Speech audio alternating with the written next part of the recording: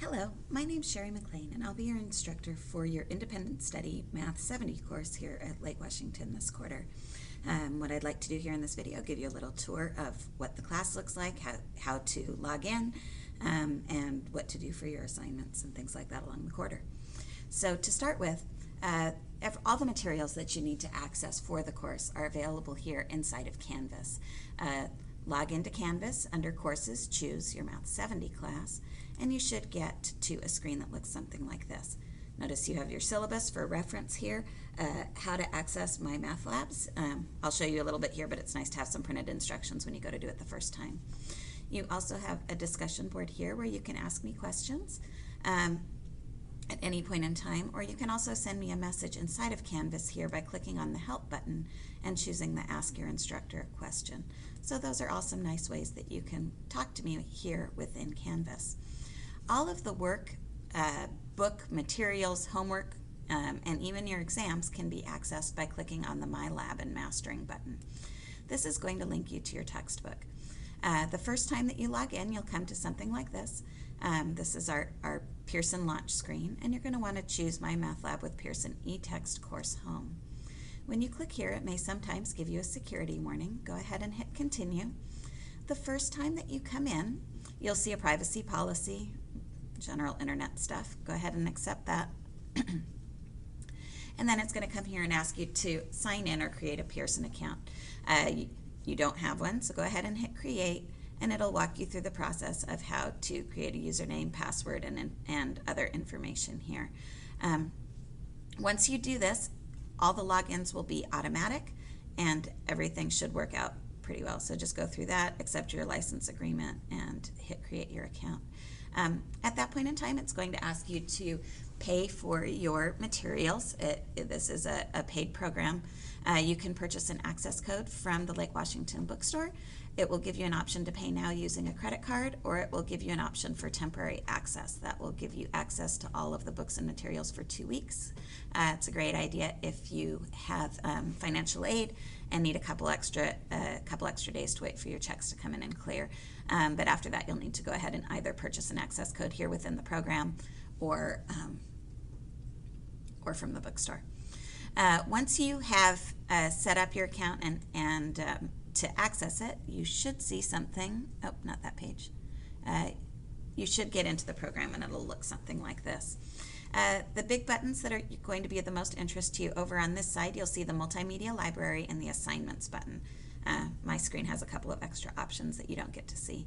But let's take a look at what's going to happen. When you want to go over the material that you need for the course, come in here to the Multimedia Library, and the first chapter is whole numbers. So let's say that we want to click on whole numbers here. And if you'd like, you can the majority of the things that you want to do are going to be here under video tutorials. So let's go ahead and look at these. Notice that there are 11 topics here for Mini Mod 1, and these are the different lessons that you're going to want to do. For each lesson, let's go ahead and just click on topic 1.1 here. Sometimes I got to click twice. It's going to pull up a screen like this. As you start out, there's some guided examples, but my favorite are really the step-by-step videos. You can go in here, and essentially this is what I would teach. This topic is on whole numbers. If you go to the store, So you can come in here, watch the lesson. If you like written examples a little bit better, you can click on the guided example, and it will give you some written examples that you can just click through bit by bit. Once you've gone through the learning material, so your class, your reading, once you've gone through that, then you'll be ready to work on your assignments, and you can just click on the assignments buttons here. So we just watched the video for topic 1.1. Notice that there are 2 different assignments for topic 1.1. The first one is just a concept check. Let's click on that real quick, and notice there's only 4 questions, and that's true for all the concept checks in our chapter. Most of these are going to be multiple choice questions here in the concept checks. I'll give it a second here to load the question so you can see how the program works.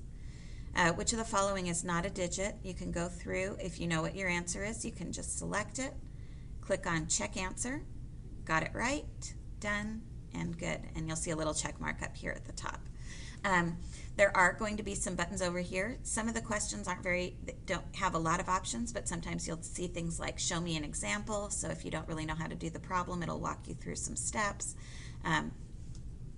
And so you can get some helps and then come back and get the question that you need. If you miss it, it will give you another try at the same question. Or you can just try another similar question if you want by clicking on try again. Let's miss this problem so you can kind of see what that looks like. If I miss this problem, it'll say that's not correct. It'll give you some sort of a hint, and then it will let you try one more time. So let's say I want to change my answer to something else. This is also the wrong answer, by the way, but if you notice it says final check here, I missed the question. And so sometimes you can save a best score, like in this case I'd gotten it right. But if you got it wrong, you can go back and it will give you a new question that you can go through and do. So just check your answer each time. If you miss it, you can go back and sometimes you can try it again. After 2 or 3 tries, it'll just give you a different question so that you can keep going.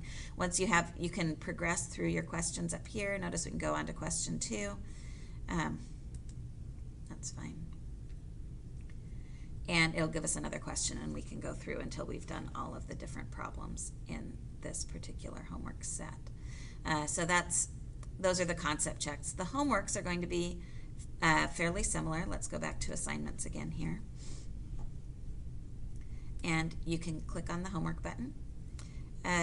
Notice that there's a little flag here. You have to have finished the 1.1 concept check. All these flags mean you have to have finished the thing before you can go on to the next one, so it kind of forces you through.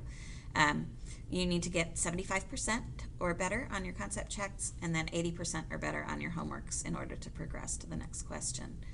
When you click on your homework, the things are going to be fairly similar. These will be more workout problems. School computers seem to be a little bit slow. We'll go ahead and continue. So we can click on our question here, load it up. Again, sometimes you'll get multiple choice questions. Sometimes they'll ask you to enter answers. If you ever need things like fractions, there's buttons over here so that you can enter fraction answers if they ask for that. And you have some directions down here. Click to select an answer and then check your answer. So you can kind of go through and do the different pieces that you need to for your homework assignments as you go. Once you've finished all of the homework assignments for that module, so if you go back again to your assignments list, notice this will go all the way through here. You can click on the next arrow to get to all of your next sets, or you can click on view all on one page. That's kind of nice sometimes too. Then you don't have to wait for the pages to load. Maybe we'll do that anyway. Here we go. All right, so once you get past all of the different topics for one chapter, you're going to see something that says a quiz. Now when you click on the quiz, notice I have to have finished my homework, so I'll go ahead and hit continue. But when you come in, your quizzes are password protected. What this means is you're going to have to come into campus to take your exams. It says quizzes, but really they're exams just over the chapter material that you've covered so far. In order to take your exams, you'll want to come into the library and go into the Academic Skills Center. It's right when you walk in the library door, turn right away, go through a set of double doors there, and you're in the Academic Skills Center, and talk to one of the people at the desk. They'll have you sit at a computer, load everything up to get into MyMathLabs, get to this screen, and then they'll come in and type the password for you so that you can go ahead and take your quiz or exam. And so when you take your test, you'll get a score at the end, and you can see how you did. You really would like to get at least 80% or better on each score in order to pass the class is what you need. So if you don't get an 80%, you can go back and study, go through some more practice problems. You can email me and we can get together and I can give you some hints if you'd like. But what you'd like to do is go back, do some preparation. Don't take the test again right away. Do some studying, figure out what you did wrong, and then come back. And then you'll get the highest score of whatever it is. So you can retake the tests to bring your test grade up. You can take them up to 3 times. And if you still haven't gotten an 80%, come and see me so that we can study, figure out what you're doing wrong so that you can go back and and do other attempts. So that's where you'll take your tests. Your grade for the class is going to come just from the average of your test scores. So if you're not happy with those test scores, definitely go back and retake those so that you can up your grade. But again, those tests do all need to be taken in the Academic Skills Center in the library. Hope this has been a helpful tour. If you still have any questions, feel free to email or message me. Call me on the phone. We can set up an appointment and meet here on campus, and I can walk through things with you that way. But other than that, I'm just excited to get to work with you this quarter, and definitely let me know if you have any questions, problems, or things I can help you with. Good luck in class.